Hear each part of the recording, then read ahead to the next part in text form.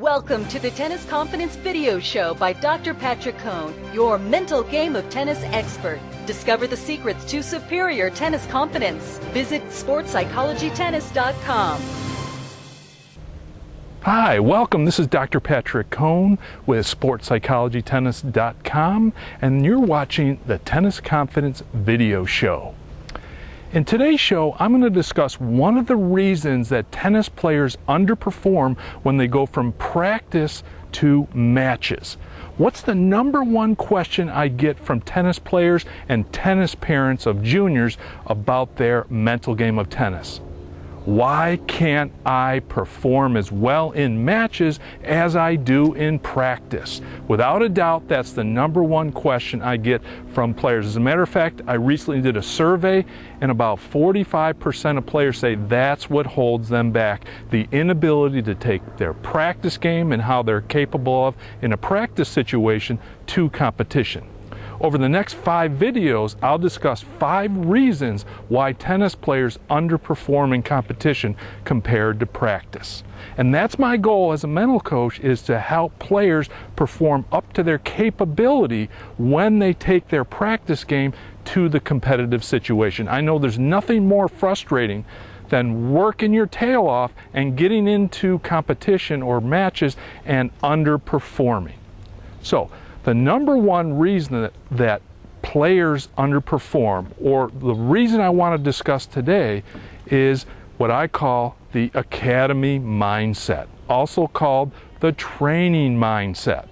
Now, if you spend 95% of your time in the academy, training, working on your technique, working on your stroke, that's great. That's wonderful for your stroke. But the problem is, once you go to that competitive situation and you play a match, it's very difficult not to continue to focus on hitting perfect strokes. Now, that's an okay mindset for practice, like I said, or the academy. But in order to perform your best, when you go to the competitive situation, you have to let go of the how-to and instead focus on getting the job done. And that's what prevents this type of player from taking their practice game to competition, is they're way too focused on the how-tos and trying to be perfect with their stroke. So instead of playing the game and playing the game strategically, they instead focus on their setup, focus on their backstroke, focus on their follow-through. They're still stuck in what I call that training mindset, and they can't get into that trusting mindset. So, what are the answers? What are the solutions for this particular dilemma?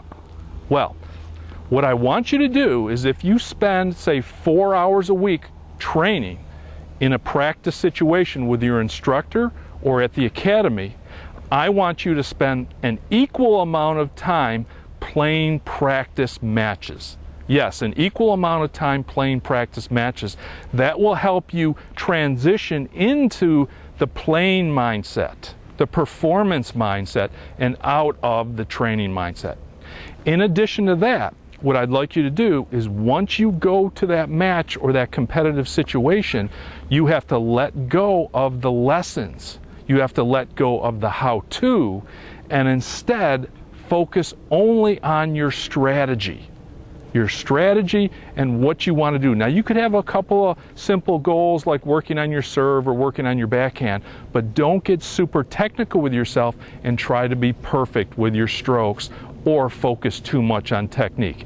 Instead, I want you to think about targets, I want you to think about your strategy, and I want you to win ugly and get the job done, as Brad Gilbert would say.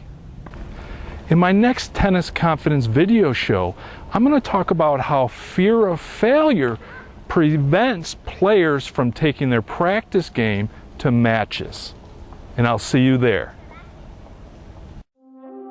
Improve your mental game quickly by visiting sportspsychologytennis.com today and claim a free tennis psychology report titled 6 Unforced Mental Game Errors Tennis Players Make Between Points.